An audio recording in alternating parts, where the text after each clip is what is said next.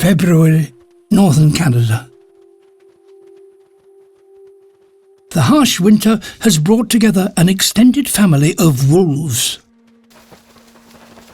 But this is no ordinary pack. There are 25 of them, a super pack.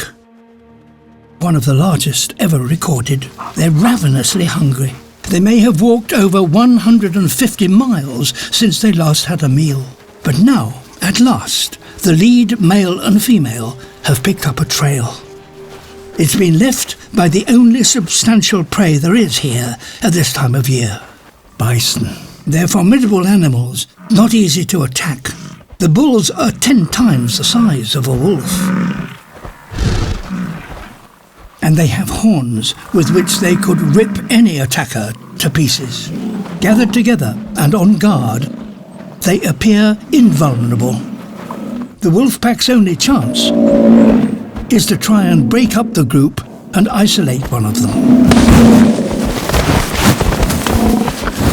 To do that, they will have to work as a team and try to start a stampede.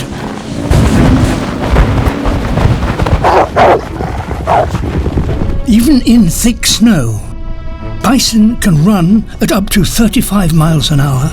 The lead female wolf leads the chase. A kick from a bison's hind leg could shatter her jaws. But the pack must feed, and they take turns to attack. The bison head for cover.